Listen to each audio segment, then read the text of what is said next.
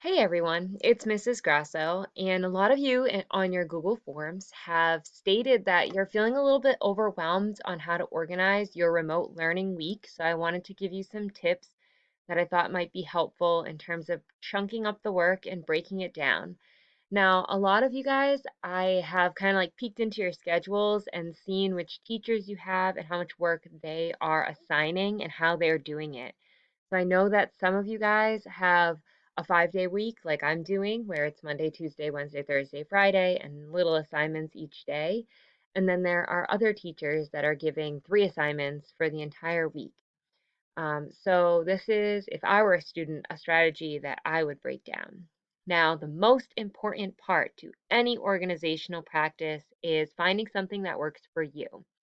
And whether that means that you are typing a digital calendar or in a hard copy plan book, you might use post-it notes and put them places. You may have um, just like a mental note that you're making.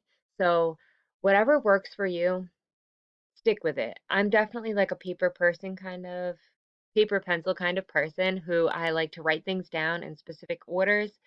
I currently in my home office, I have post-it notes everywhere so I can write things down and cross them off. And I have digital post-it notes, which is something that you guys can do on your Chromebooks. If you guys just search post-it, it'll come up as an option. All right, that's enough about that. Let's get into this beef. So, here's my tips. So the first thing I would do Monday morning is I would check every single remote learning plan. And I know that a lot of you guys are confused about where all this information is. And I don't even know if you've ever been to this website, but you can actually access it through the district website. And I'll share this slideshow with you where you can click on the remote learning plans and actually see every single teacher's plans in one place. So, like, you can go to mine and you can click on it and then go down to the week and you can actually see my stuff. Now you can see it for any teacher. So if you are looking for your English teacher, your math teacher, so on and so forth, Monday morning, spend like a good 25 minutes, maybe even longer if you need it, just organizing what you need to get done. And then what I would do is prioritize my work. So if I'm looking at it and I know I really don't want to do my math work, or I really don't want to do my history work, then that's the work that I would think you want to do first. Don't leave things until the last moment, things that you're dreading to do.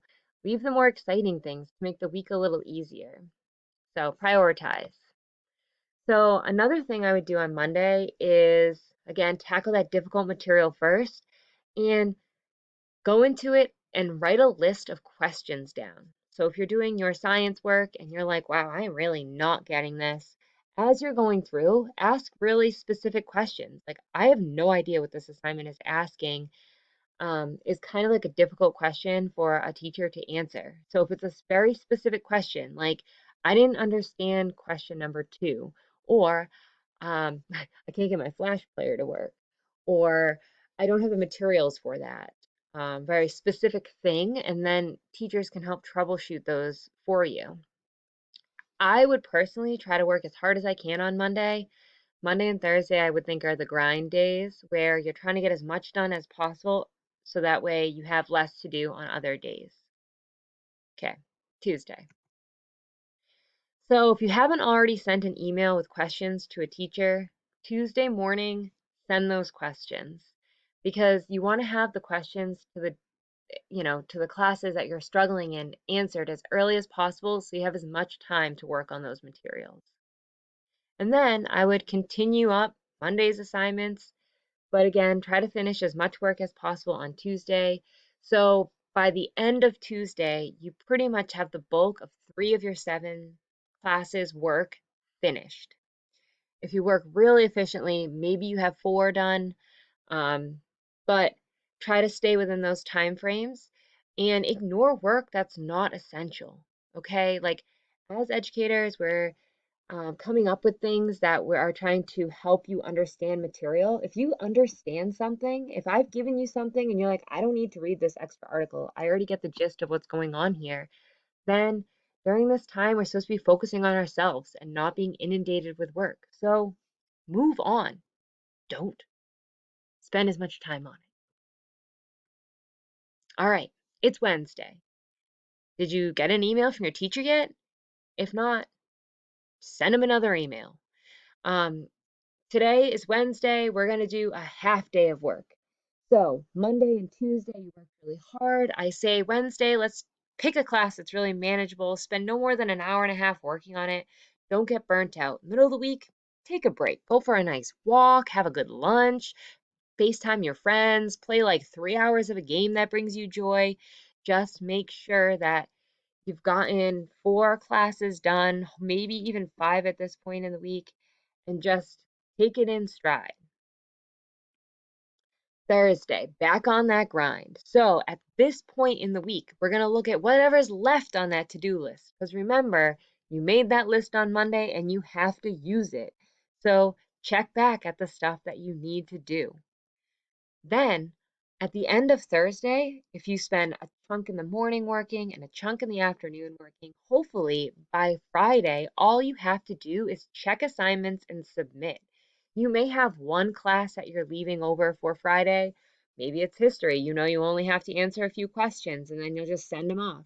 But all your work should be saved in a Google Drive or somewhere, and then Friday, when most work is due, submit. Um, I would wait typically until Friday to submit unless you have questions. You can always submit things and then ask your teachers if they'll look over them, and then you can unsubmit them and then resubmit them if it's a subject area that you're really working on. But we've been told repeatedly to not bog you guys down and to let you guys have time to be with your families and to process what's going on. So, again, Wednesday and Friday should be like half days where you're just doing a little bit, and then Friday you're submitting it and enjoying the weekend. Don't leave work till the last minute. Okay, so here's another way to look at it.